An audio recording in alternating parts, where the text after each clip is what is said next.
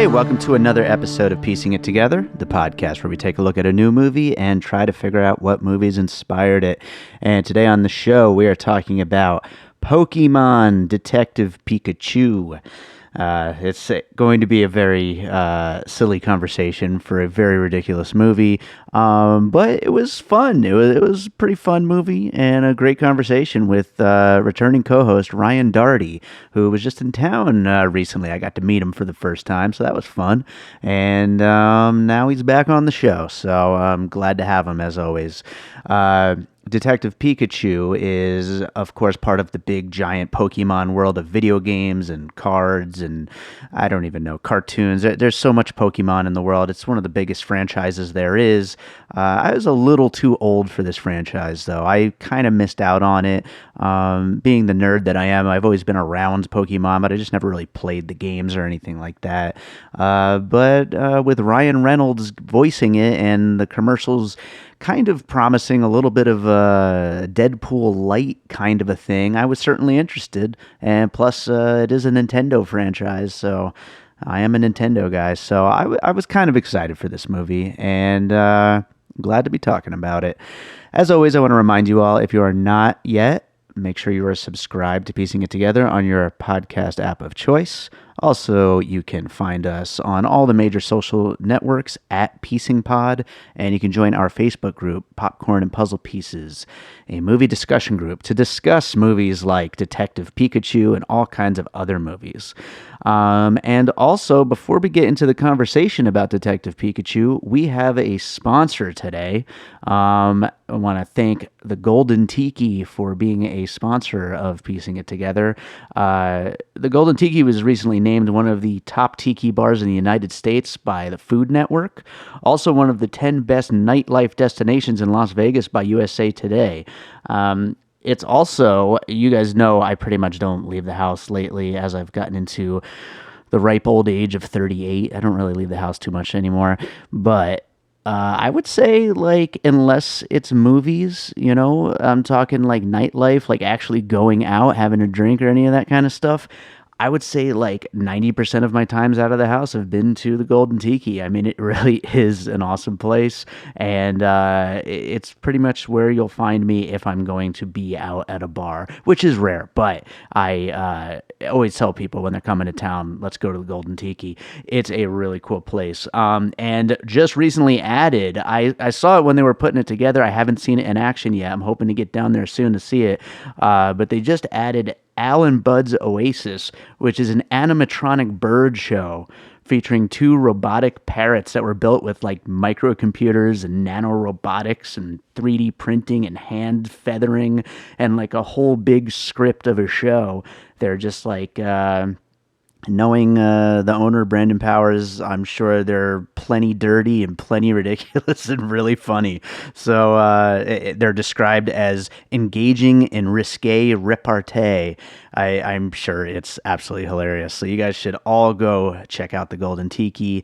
And they've got amazing drinks there, lots of rum and mixed drinks, and they always have theme nights and DJs and a lot of stuff to check out at the Golden Tiki. So make sure to check them out. You can also find the Golden Tiki on all the social media sites and check out some of those articles that have been written about them lately. They keep getting written up and everything as like the place to be. So definitely check out the Golden Tiki, and thank you to them for being a sponsor. They're going to be a sponsor on the next few episodes as well. So you'll hear more about them in the coming episodes.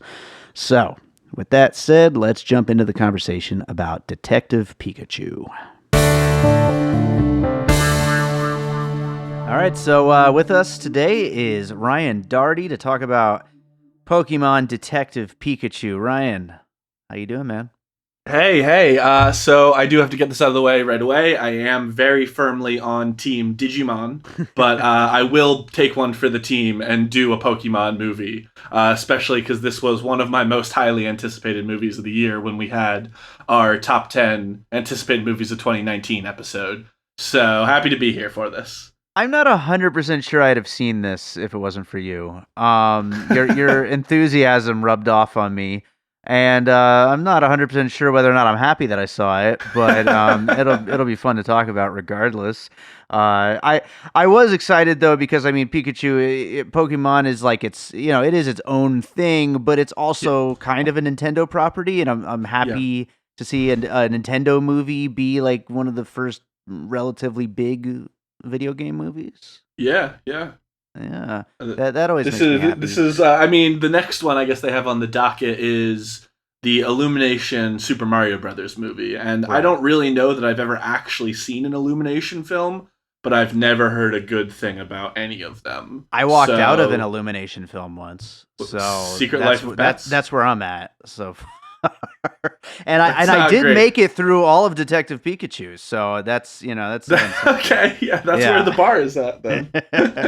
So for everybody listening at home, this episode is going to be a little bit loose. It's a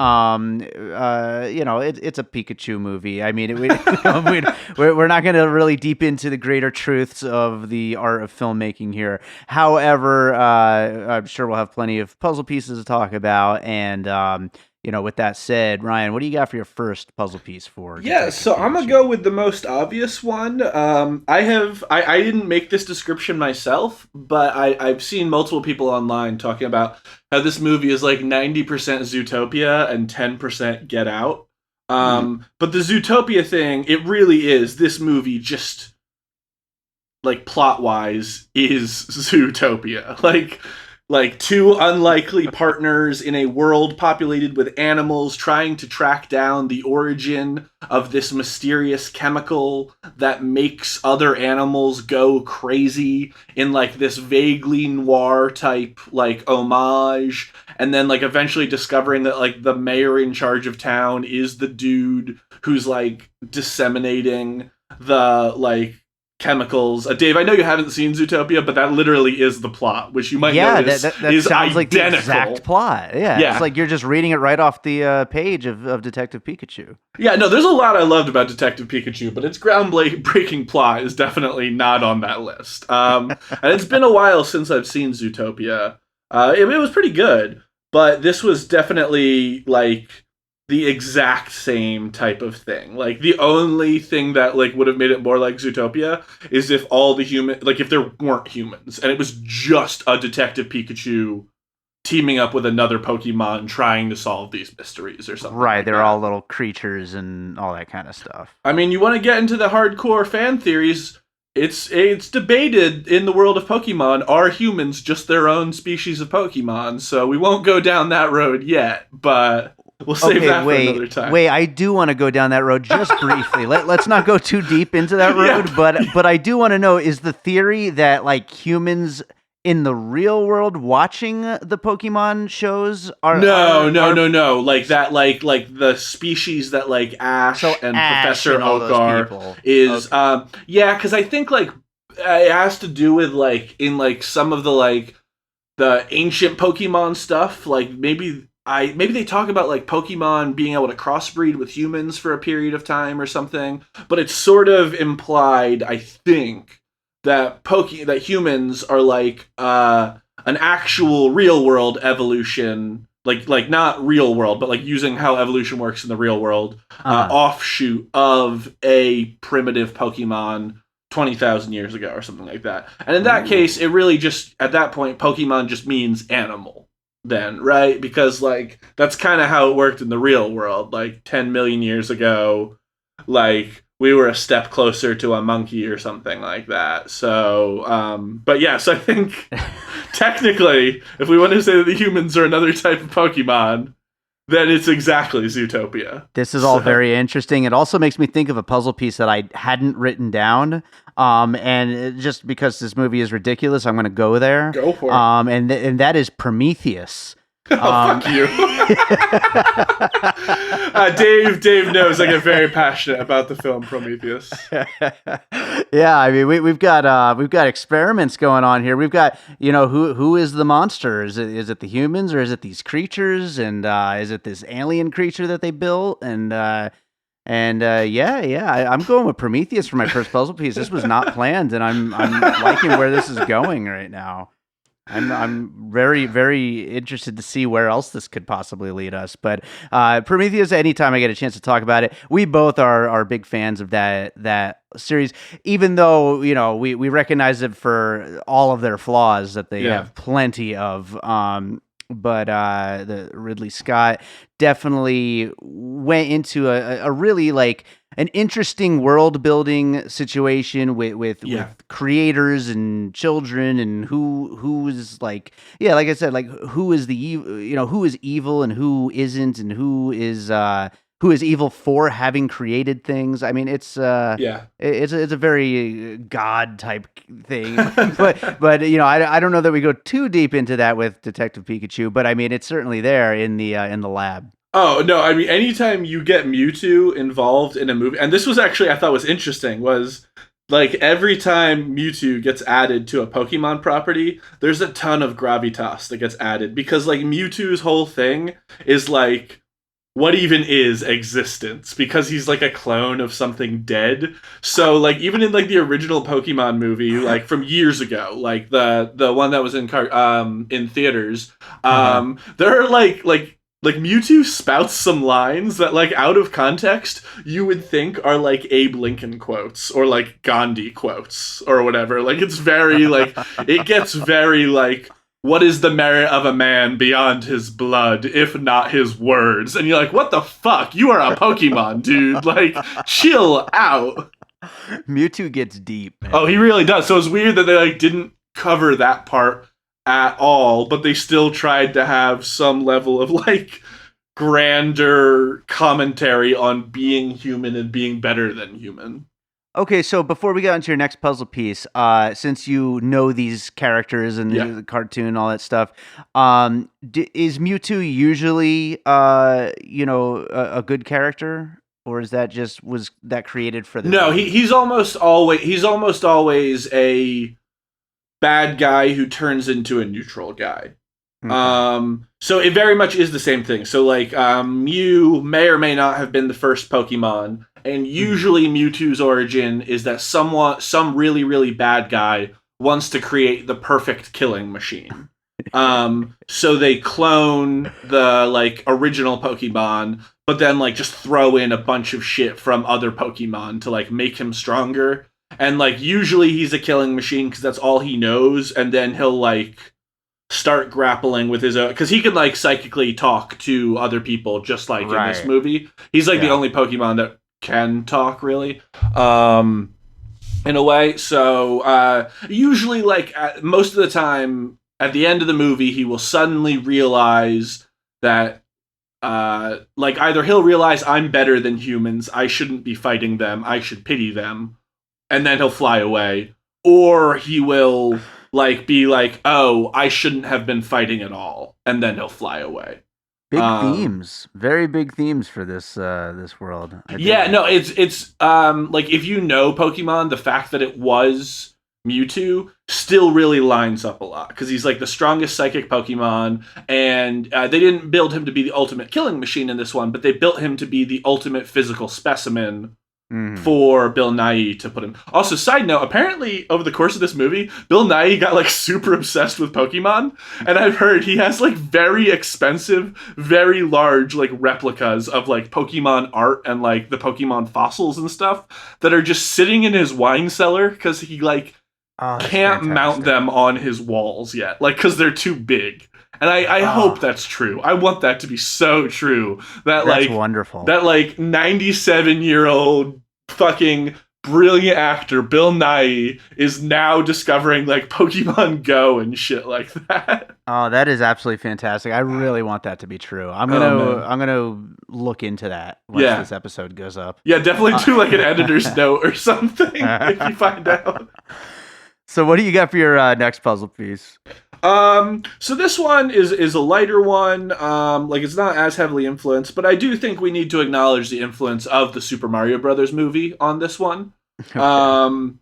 Which is, so for a lot of people who don't know that Detective Pikachu is its own video game, but who are familiar with Pokemon as a franchise, this movie must have seemed pretty wild, because, like, you think of Pokemon the way they cover it in the first 10 minutes of this movie, where it's like, you throw a ball, you catch the Pokemon, you release it for fights, you wander around in the woods a lot, and there's wild Pokemon. And suddenly there's this city that's like, oh man, Pokemon are running wild, they're coexisting with humans. And like, you don't really see much of that in the classic games. You do see that in the Detective Pikachu game. But... Was that on Nintendo 64? No, that was like Wii U or something like that. Okay. That was like within the past 5 years, I think. Okay. I don't even know that it was translated in America. It probably was, but I'm not positive. Although it was a nice touch when they cut to Pikachu going Pika Pika when the girl can't understand him. Apparently, that is the guy who voices Pikachu in the anime, which I thought was a nice touch. Pretty sweet. Also, like, not a crazy difficult job, if we're being honest. Like, but yeah. So whereas, and like in the Super Mario Brothers movie, it's suddenly like, well, what if there was a world where all these dinosaurs had survived and kind of coexisted with these things that are human but technically are also dinosaurs, and this whole like gritty city, and like for all the things the Mario Brothers movie did wrong, it was packed to the gills with Easter eggs. Like every shop and store you see in the background of those movies, of that movie, like is a reference to a thing from Pokemon. Sorry, from Mario, and very much the same thing with Detective Pikachu. So I think they kind of took the one thing that I don't necessarily want to say Mario Brothers did right, because a lot of people would have just wanted it to be a much more direct adaptation. But if you buy into the very first premise of the Mario Brothers movie, I think the set design and the like Easter eggs was like something it did really well. And Detective Pikachu in the same kind of way. And I'm sure, like I said, it wasn't surprising to me, but there are probably plenty of people who know Pokemon who was like, wow, this city is like a weird direction to take the Pokemon franchise in. Why didn't they just make the first Pokemon movie be about, like, Ash and his Pikachu and stuff? But I think it was a smart move.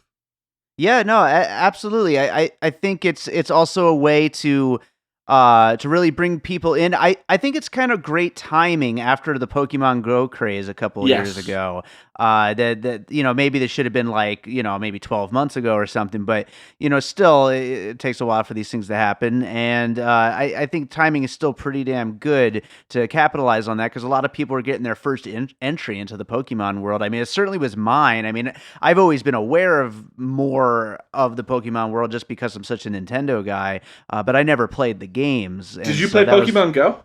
That was the only game I played. I mean, I was one of the billion people who played it for like 2 weeks. And I am not. So yeah, we were out talking to our neighbors, and it was world peace for 2 weeks. I don't think I've actually played a Pokemon game since Pokemon Crystal, which was still for like the Game Boy Color. But I like know the universe and stuff. Yeah. Well, I went to see this with Gina's brother Marco, and he is a big fan of these games. He plays all of them, and he said they got like a lot of details from the games, and he was very happy with there was a good representation. Like, I didn't recognize about a third of the Pokemon because they came from the 17 other generations of Pokemon after I stopped playing, and that was cool. I think it was smart, and for those ones, I have to trust that they did the right character designs. But they did pretty good character designs for the 2/3 that I did recognize. So I think so. You imagine? I've been reading about like all the trouble they had to go through to like make Lickitung, and like I can't believe that was someone's job for 3 years. It's like to make. Apparently, Lickitung was supposed to be much more important in this movie, and then they showed the realistic renderings to like the Japanese people, and they were like, "This can't be on screen at all." So they had to like roll it back to like a 10-second gag. I love that Pokemon characters have those very descriptive names. Like, I know exactly who you're talking about. Yeah, like even if you like, so like people always complain about like how the newest Pokemon have like very dumb names. One of the original 150 Pokemon's name was literally Seal, and it was a seal. And it evolved into Dugong, and I believe Dugong is just a synonym for the word seal. Like it's always been a bit of a problem. There's always a couple that get phoned in. Yeah, those ones I think are translation issues for them. Hopefully. Well, I'm gonna go into my next puzzle Yeah. piece, and I'm actually gonna continue talking about the environment and all that. And this is more so about the city specifically. Reminded me a lot of the world of Blade Runner. Yeah. Very beautiful, futuristic cityscapes. And that was actually my biggest surprise with the movie was actually how great the cinematography was. It really looked great. There was a lot of really awesome choices with, and I think there's a lot of the noir influence as well that added to that with like lighting and stuff like that. Yeah, it did the neon noir look real well. Exactly. That whole like neon, like neo noir neon thing. Yeah. And they really, really put together something that looks very cool, original. But like I said, I think inspired by the looks of Blade Runner in a lot of ways. And they do a really great job of it as well. No, I was definitely thinking that as well. That like especially that one scene in the beginning when he first meets Pikachu and they're just like walking through all the stands and it's like the very crowded like Neo Tokyo looking kind of town or whatever, and you just see all these other weird characters at these like tent stands just getting different stuff, and that was very evocative of Blade Runner for me. They have very similar scenes in that movie. So basically, they were just trying to bring the Pokemon into the world of Ridley Scott, since we got Prometheus in here as well. So, yeah, this is all Ridley Scott. That's what the movie is. I think it works because it's like they picked a part of the Pokemon universe that, like, if you are familiar with Pokemon, you could still be like, all right, well, there probably is a city like this in the world of Pokemon, even if we haven't seen it in the games. Sure. And I don't know if that's true. Like, I don't know if Detective Pikachu literally takes place in a different universe from the other Pokemon games, but it works, and you believe it. Yeah. No, absolutely. And actually, I'm going to piggyback right off of that into another one of my puzzle pieces. All right. Which is a callback to an old episode we did a couple months ago, which is How to Train Your Dragon 3. Specifically because of the way, like, it almost reminds me of, like, in Flintstones, how when they don't have machines, they would have a dinosaur that happens to do the exact same thing as that machine. Yeah. And How to Train Your Dragon 3 specifically did a very similar thing, where like in the backgrounds of the shots, you'll see like, oh, they don't necessarily have a windmill. They've got like a dragon that's just like running on a treadmill or things like that. And like you see like honestly, this was the thing I might have loved most about Detective Pikachu, is there are some Pokemon who literally are never in the foreground. Like you'll see like just a Pokemon out of focus in the background doing something. Like and working as a part of this town. Like there's the obvious ones, like there's the Machamp who's directing traffic, which makes a lot of sense because he has 4 arms. But like even little things, like there's a great scene when they're running down through the tents, where there's a guy on a stove cooking like noodles on 2 woks, and also his pet Charmander is next to him, and the Charmander is using its tail as a burner for a 3rd wok. And stuff like that I just loved. And it does remind me a lot of, like, I think they actually do a similar gag with the stove in How to Train Your Dragon 3. But I was really trying to think of a movie that just sort of like incorporates bizarre animals as machinery, and and I definitely remembered that when we did the How to Train Your Dragon episode, which, subtle plug, listener, you should look up. That like that really stuck out to me is over the course of the 3 How to Train Your Dragon movies, you got to see the dragons get more and more integrated into the town. And this almost like Rhyme City seems like the equivalent, especially because also in How to Train Your Dragon, like everyone's partnered off with a dragon as well. Like Rhyme City feels like the modern equivalent of that town from How to Train Your Dragon, if they had the dragons for another like 10 years. Sure. Like that, that makes a lot of sense. To continue to grow. Yeah, that makes a lot of sense. I love that. I love that is. I completely agree. That's one of my favorite things about the movie is just how alive it is, full of creatures and just so many little details and all that stuff. And not to move on too fast, but that No, go is a for it. good transition to my next puzzle piece, actually, which is Star Wars. Okay. And Yeah, like yeah. I didn't. Wow. Yeah. Okay. it's just like another world just filled with as many inhabitants as they could cram in that are all just so different looking and so many interesting things to look at. And you could kind of just not pay attention to the plot if you really wanted and just like look at all the stuff that's happening and all the little creatures and cool things and the cantina scene and stuff like that. And so yeah, and also I was gonna just kind of combine another one Sure. with it, and the Fantastic Beasts movies, which also Okay. are just Yeah. filled to the brim with just all kinds of creatures to look at. Even if you're not following the story quite as much, there's so much to see in the movie, Yeah.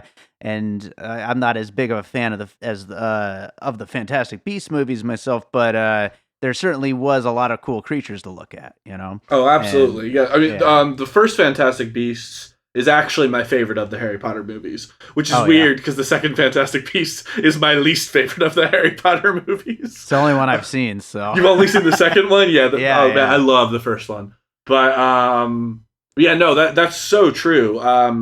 That yeah, I didn't even think of Harry Potter as that's another good example of like they've got the house elves doing things. They're like fairies that are. I'm really like honestly, when Artemis Fowl comes out, like in like a year or so, that's probably going to be another movie that would have been a perfect puzzle piece for something like this. Because Artemis Oh yeah. Fowl has got all the mystical creatures in like an underground city and stuff like that, doing things.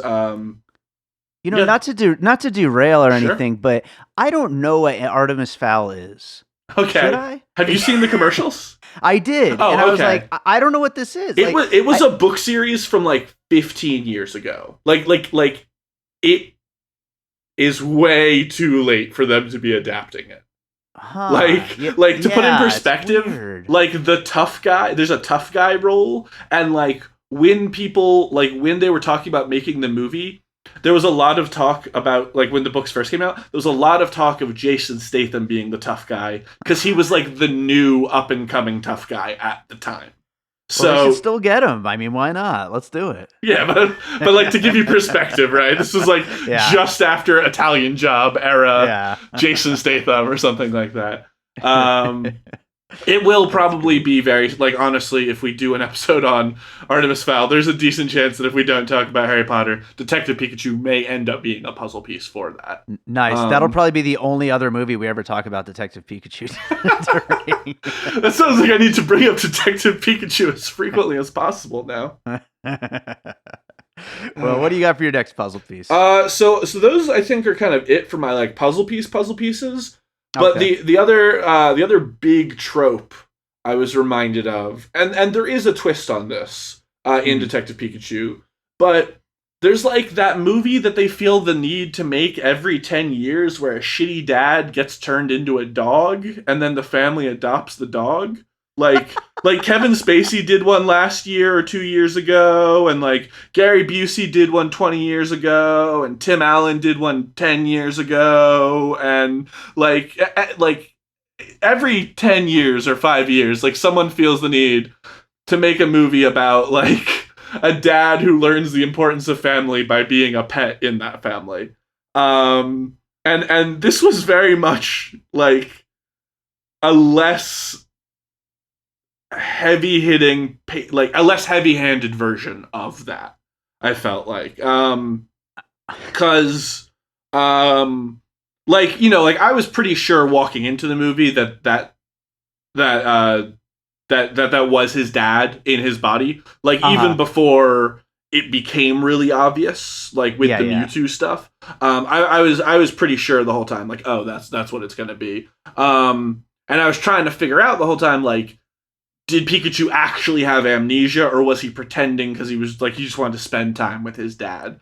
Right. So I gotta assume that hopefully once he turned back into his dad, that he kept the memories he had along the way of being Detective Pikachu. Otherwise, he didn't learn a valuable lesson about family. Right. Although it kind of sounds to begin with like his dad wasn't that shitty. He was just kind of busy. Like, and that the kid wasn't the best kid to begin with. Like Ryan Reynolds' character seemed much nicer than like the normal person you would see who in one of these movies gets turned into a dog or something. Oh yeah, like well that's actually a really funny thing is he's kind of like a straight up angel. Yeah. Like you kind of get the impression that Ryan Reynolds' character has never done a bad thing in his life. Yeah. You know, never told a lie. Which is just kind of funny, you know, especially coming off of Deadpool. Deadpool, yeah. You know, and that's a great puzzle piece. I mean, yeah, I'm trying to think of the specific names of some of those movies, but I could picture all of them. So, Shaggy Dog is the name of the Tim Allen one, but I haven't actually seen that one, so I don't know if that's why he gets turned into a dog, is to like learn about his family. But I do think he's a shitty dad in that one. And then there's the Kevin Spacey one that came out like 2 years ago. What a great trope. Right? Like, and I know it's been done more than those 3 movies, too. Those are just like the only 3 I could remember off the top. I actually remembered the Shaggy Dog one while we were like talking about other stuff. Like, because I was desperately trying to remember the name of the Gary Busey one. Because I think the Gary Busey one, his dog's mind gets put in his body, like it's like a body swap one instead. So like the other half of the movie, like half the movie is Gary Busey like voiceovering a dog being like, "Wow, kid, you sure do love me." And then like the other half is Gary Busey wearing a dog like collar, running around pissing on bushes and stuff. I'm actually supposed to guest on another podcast soon where we talk about a bad movie, and I'm thinking that could be a good one for me to pick. Red Letter Media did it as one of their best of the worsts. That's really? The only reason I know is because they did it on the episode where they made Macaulay Culkin review Home Alone 4, which is such a great premise. That's awesome. I gotta watch that because I love their stuff. Yeah, it's a good episode. That's awesome. Yeah. But yeah, so that trope in general. Yeah, no, that's a great one. Well, yeah, I got 2 more puzzle pieces. And before I get into them, though, you know, because we're talking about Ryan Reynolds, do you happen to know? This is a question that was kind of on my mind. Yeah, was he in a similar way to Deadpool? Was he a driving force behind getting this movie made, or did they just hire Ryan Reynolds? No, because everyone has been wanting it to be Danny DeVito for the past 2 years. I don't know if you're aware of that, but since they announced it, because Detective Pikachu in the Japanese game has like a very gruff voice. He's like a grizzled old like angry fat man. Voice. Oh, Danny DeVito would have been great. So, like, as soon as they announced they're doing live action Detective Pikachu, from day one, everyone has been like, please get Danny DeVito. Please get Danny DeVito. And they've done some, like, fan edits where they take clips from Always Sunny over, like, you know, the shots from Detective Pikachu. But no, as far as I know, this was very much just, they thought he had a voice that could help encourage your suspension of disbelief and get away with like the type of humor they wanted to have, which was a weird type of humor to have for a Pokemon movie. Sure. I very much pretended Deadpool didn't exist for this entire film because I know a lot of people like were like, "Oh man, I just want to see Detective Deadpool or like PG Deadpool." So I very specifically tried to not think about that at all. So I don't even really... that's why I didn't use it as a puzzle piece, too. I knew we'd end up talking about it just because we'd have to. Yeah. But, like, you know, it's like such an obvious thing. And it really isn't that. Like, no. It was advertised as it a little bit, but it really isn't that, aside from a few little throwaway jokes. Yeah. Like, it's because he's quippy, right? But, like... Exactly. Yeah. Well, I was going to say, by that example, like, all of his characters would be, but then I remembered that very specifically, Blade 3 was when a film producer was like, dude, you're basically being Deadpool, and that's when he said, what's a Deadpool? And that's when the whole Deadpool thing started, so we can thank Blade Trinity for that. There we go. But, I learned something today. Yeah, oh, man, no, that was literally someone's like, he just kept making quips, and they were like, you're just like Deadpool. And then he bought the comics and was like, "Oh my god, I am just like Deadpool." And that's what started all of it. Like literally years and years and years ago. Wow. Like I think even technically before Green Lantern and all that stuff. But no, I don't think he. I think he was picked. Yeah. All right. Well, I got two more puzzle pieces. So let's get these ones done. Yes. First one is the first movie I thought of when I first saw the trailer, and that is Who Framed Roger Rabbit. That's a great one. Yeah. Yeah, it's just the detective movie with the film noir with an animated character and a world with human characters. I still have to see that. I hear it's so good.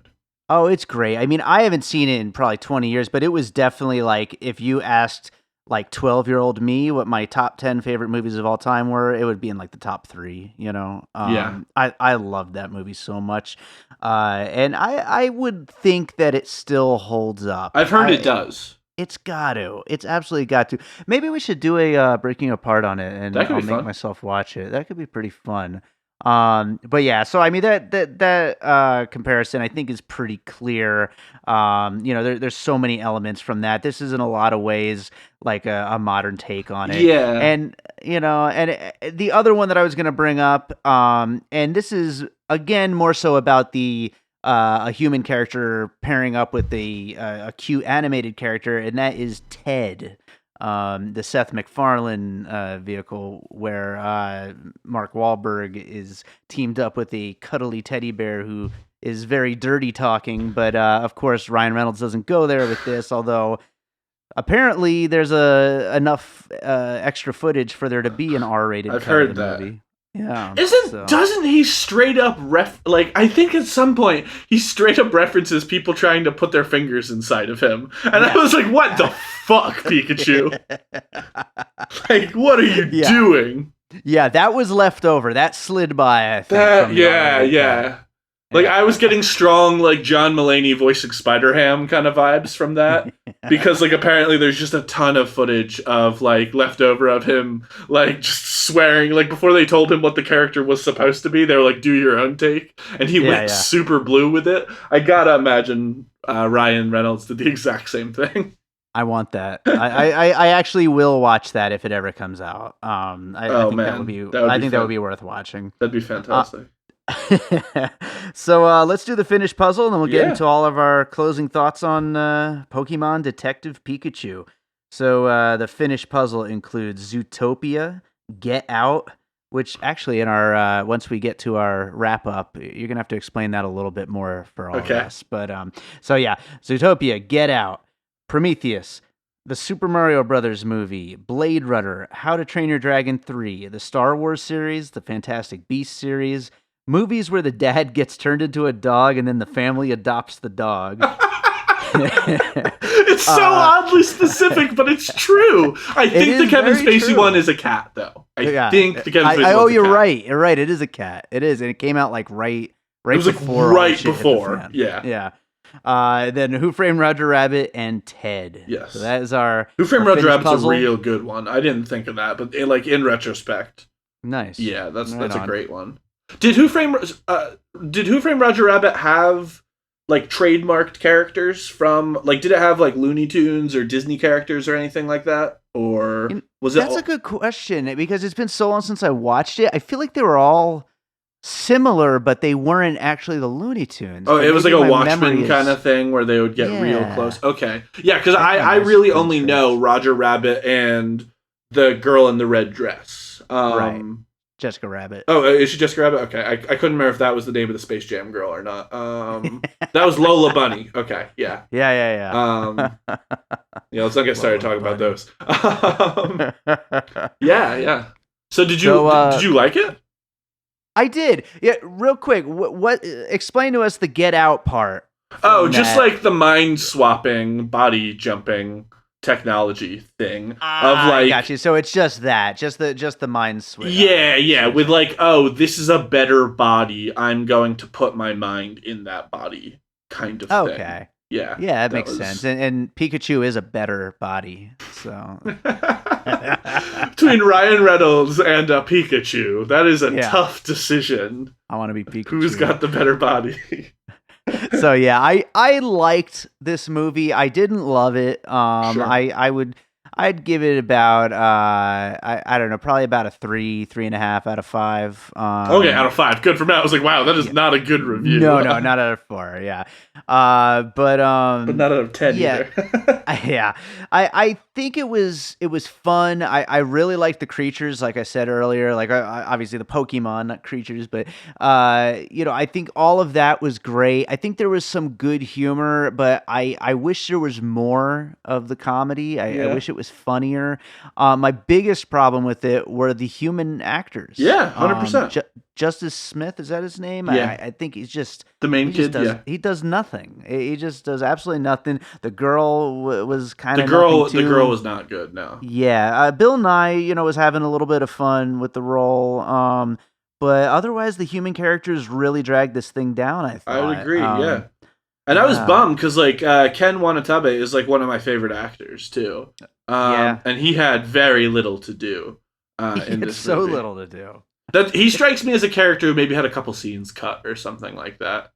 It's very possible. I will tell you though, this is a movie that, mediocre or not, I'll be seeing the next one just for more of that world building and seeing more like if it's got a bigger budget. Because I saw somewhere, and I don't know if this was an exaggerated figure or a true figure, that there's only 50 different types of Pokemon in this movie. And at a glance, it could be true. I don't actually know. But there's just so many other Pokemon. They didn't do most of the other starter Pokemon and stuff like that. So, I would pay $13 just to see more of this universe on a TV screen, on a movie theater screen. Kind of the same way I'm going to pay, $15 to see Avatar when the next one comes out. And stuff like that. Yeah. Just to see how that world works. Do you got someone for Ash? Or who would play Ash if? Uh-huh. I don't know, because the thing is, Ash is a piece of shit. And he's also only 11. They gloss over that a lot because he is whiny, but he's an acceptable amount of whiny. If you were making an accurate Pokemon, it'd be the young Sheldon kid would be Ash or something like that. Right? And no one wants to see that. So I mean if it was grown up, I'd be really interested in seeing a brick era Joseph Gordon-Levitt as and everything that would entail with that. Why not? Yeah, CGI 14-year-old Joseph Gordon-Levitt. 16-year-old Joseph Gordon-Levitt to play an 11-year-old character. It should work great. They'll be but Ryan, we've got footage of him on Third Rock from the Sun as an 11-year-old. It's no, that's not what I want. 16-year-old JGL playing 11-year-old Ash Ketchum. It's the most expensive movie ever filmed. Making him look young costs more than the Pokemon itself. I do have to say, though, and I'm curious if you agree with this, I think technically this is the best video game movie that's been made. It's not a high bar, but I think technically... Yeah, I don't know. I was actually thinking it might be worth it for us to do some kind of a rundown of video game movies one of these days on the show. The only other video game movie worth watching is Mortal Kombat 1. So right. I mean, there's still Mortal Kombat 1. Of course, I'm one of the few fans of the Rampage movie. I love that movie, even though it is dumb as shit. But I think this probably is, if not the best, it's one of the best that's ever been made. It does have enough of a balance of being faithful to the games while also being an actual watchable movie. Yeah. Yeah, I think it did benefit a lot from the fact that there aren't many, but there are a few kind of left field Pokemon games. And Detective Pikachu is the left fieldest of them all. So it managed to get away with being a pretty straight out, my understanding is that's the first 2/3 of that, first 3/4, just is the plot of the game. It didn't deviate very much from that plot at all. And I think that worked to their advantage, actually, was they kind of got the benefit of doing a weirder interpretation while still actually being pretty faithful, just not to the source material that people would have expected. Right. Yeah, that makes sense. Yeah, no, I think they did a good job. They did video games proud. And hopefully we'll get more of this direction with Sonic. Just kidding. Oh yeah, I want to put this on. Like record it to tape that if you listen to that episode, the top 10 anticipated movies of 2019, I formally retract my Sonic suggestion and just replace it with Detective Pikachu a second time. Did you hear that sound, everybody? That was the sound of me catching your recommendation for Sonic the Hedgehog the movie and placing it somewhere towards the top of my list because I can't fucking wait for that movie now. I think it's going to be so stupid and so great. Everything I said about why I'm excited about Sonic, I stand by. But it's like a genie took what I said and like twisted it to like be technically true. Yeah, it's not a genie. It's like the djinn from Wishmaster. Yeah. One of those like real tricky genies. Yeah. Well, Ryan, you got anything that you've watched lately that you want to recommend? No, but I do have something else I want to put on the air while we've got it, which is that I do want our listeners to know that Dave has formally agreed to let me do a Breaking Apart episode about Point Break one of these days. And we're going to procrastinate that for a long time, but this is the proof that if he ever claims that conversation never happened, I was promised that I would get to do a Point Break episode one of these days. And we will. So I'm using my soapbox time for that instead. I promise I will watch it one day this summer, and then we will. Yeah, that'd be a good summer one. Yeah. Yeah. Yeah, like a 4th of July weekend or kind of thing. Oh, I'm doing it. We're doing it. All right, great. Well, Ryan, as always, thanks for being here. And do you have anything you want to plug real quick before we get going? Yeah, Digimon is better than Pokemon in every conceivable way. Solid use of plugging time.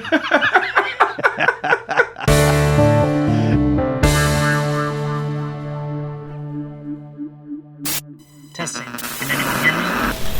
My name is Toby. I'm one of the hosts of the Secret Transmission podcast. We do a satire show all about conspiracies, UFOs, the paranormal, cryptozoology, true crime, and much more. Our show is transmitted to Apple Podcasts, Stitcher, Spotify, TuneIn Radio, and many other podcast apps. You can follow us on Instagram and Twitter at Secret Transpod. We hope you come listen to us try to explain the unexplainable.